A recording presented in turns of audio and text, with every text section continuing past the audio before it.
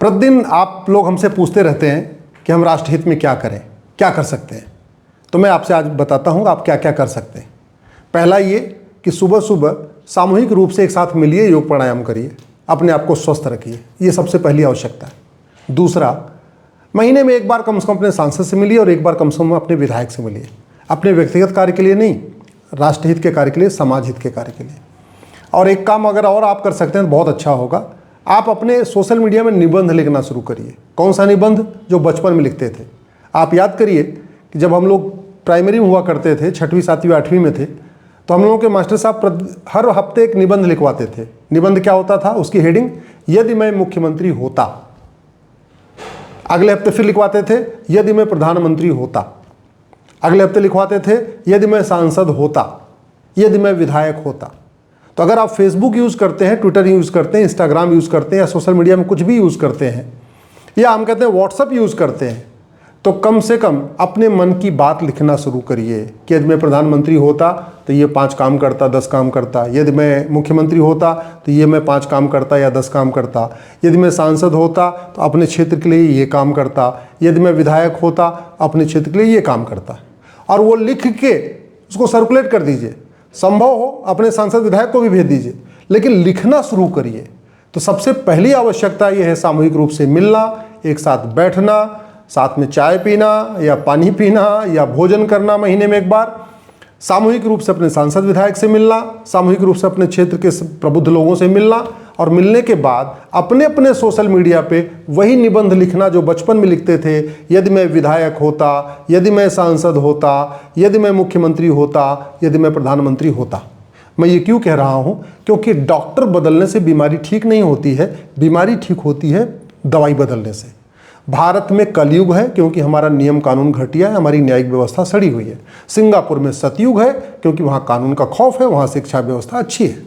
जितने जासूस भारत में पैदा होते हैं, जितने गद्दार भारत में पैदा होते हैं, जितने और अराजकता भारत में है, इतना सिंगापुर में नहीं है, जापान में नहीं है। वहाँ एकदम आराम से लोग प्रेम से रह रहे हैं, कोई भय नहीं, कोई डर नहीं, रात को भी घूम रहे हैं। न वहाँ पे किसी का मोबाइल चोरी होता है, न चेन स्नैचिंग होती है, न घूसखोरी होती है, न कमीशन खोरी होती है। बहुत बढ़िया एकदम राम राज्य चल रहा है। राम के देश में कलयुग है, सिंगापुर जापान में राम राज्य है। कृष्ण के देश में कलयुग चल रहा है, चीन जापान सिंगापुर में बढ़िया सतयुग चल रहा है। क्यों? क्योंकि उन्होंने नियम कानून बदल दिया। मैं एक आपको उदाहरण देता हूं कि भारत में कैसे डॉक्टर तो बदल रहे हैं लेकिन दवाई नहीं बदल रही है। जौनपुर जिले में 1985 में एक मुकदमा शुरू हुआ। 1985 में 10 बीघे जमीन का मुकदमा था। एक सज्जन ने कहा कि हमारी वसीयत असली है, दूसरे सज्जन ने कहा हमारी वसीयत असली है। दो लोगों में विवाद था। केवल इतना तय करना था किसकी वसीयत असली है, किसकी वसीयत नकली है। हमारे पास अगर नार्को पॉलीग्राफ ब्रेन मैपिंग कानून होता तो ये काम 2 दिन में हो जाता।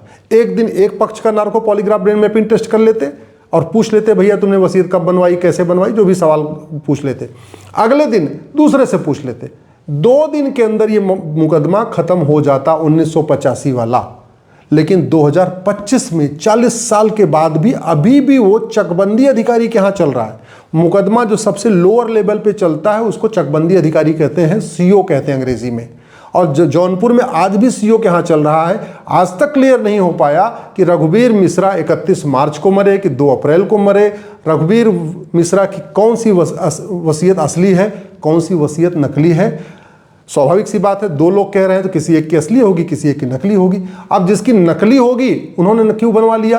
क्योंकि हमारे देश में फर्जी वसीयत कराना अपराध नहीं है। फर्जी वसीयत कराना कोई सीरियस क्राइम नहीं है। फर्जी वसीयत कराना, फर्जी डॉक्यूमेंट बनाने पे कुछ सज़ा नहीं होती है। इसके पहले कुछ दिन पहले मथुरा में भी ऐसे हुआ।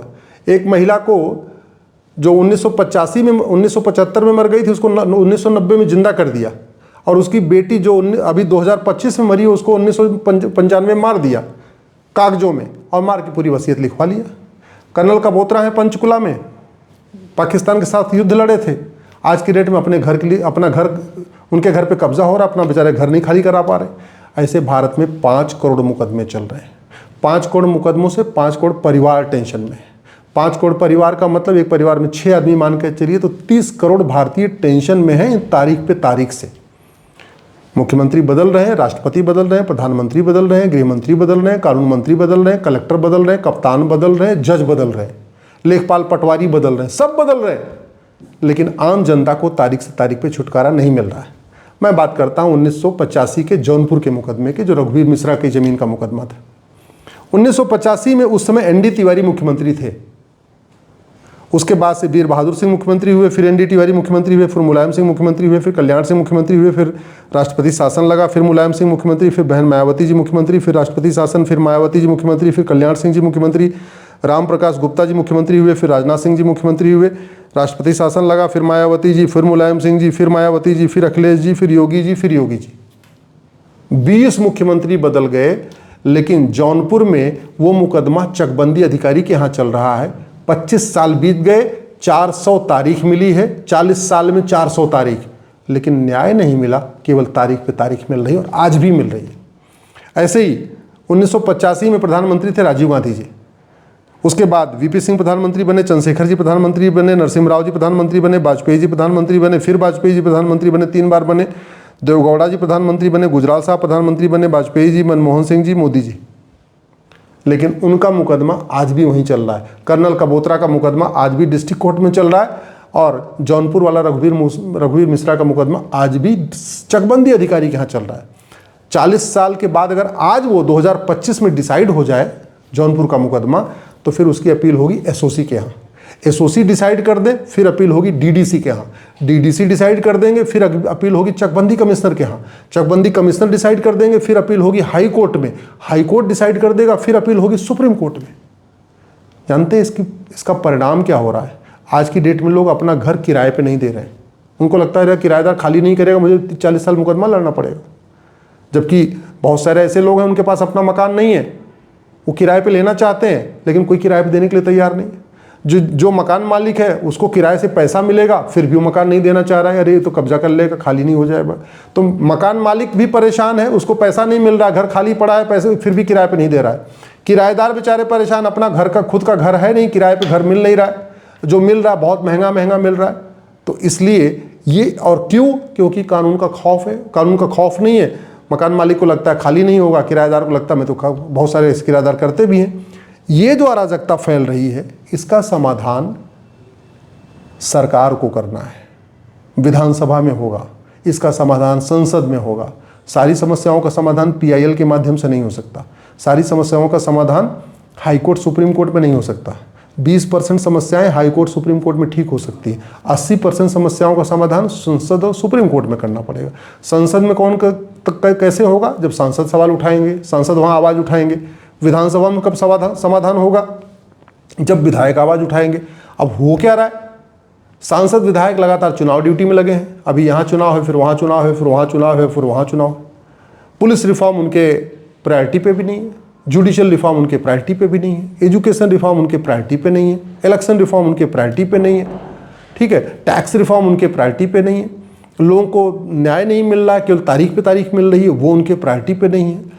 झूठ को गंभीर अपराध घोषित कर देना चाहिए, दुनिया के कई देशों ने किया है, वो हमारे देश में चर्चा ही नहीं हो रही है। दुनिया के कई देशों में झूठ पकड़ने के लिए नार्को पॉलीग्राफ ब्रेन मैपिंग कानून बना हुआ है, हमारे देश में भी होना चाहिए। ऐसा न कोई सांसद आवाज़ उठा रहा है, न कोई विधायक आवाज़ उठा रहा है, न कोई पार्टी का अध्यक्ष आवाज़ उठा रहा है। तो हो क्या रहा है? आम जनता पिस रही है इस पूरे सिस्टम में। सब बदल रहे हैं, लेखपाल पटवारी से लेके कलेक्टर कप्तान से लेके जज से लेके विधायक सांसद से लेके मंत्री मुख्यमंत्री कानून मंत्री गृह मंत्री, सब बदलते जा रहे हैं, सब बदलते जा रहे हैं। हर 5 साल पे नए नए आ रहे हैं। लेकिन आम जनता की जो समस्या है वो एज इट इज़ है। तो कैसे ठीक होगी? समाधान मैंने आपको बताया।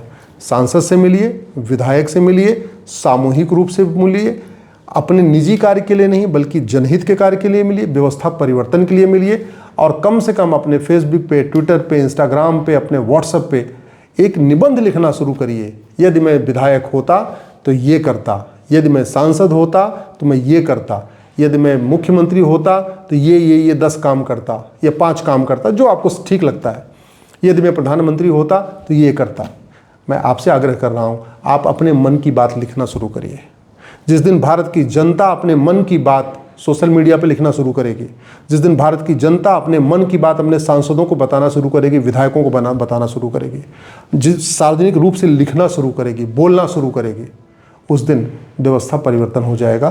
फिर भारत में राम राज्य भी आ जाएगा, भारत में सतयुग भी आ जाएगा, भारत विश्वगुरु भी बन जाएगा, भारत विकसित भी हो जाएगा, भारत में अपराध भी खत्म हो जाएगा, भ्रष्टाचार भी खत्म हो जाएगा।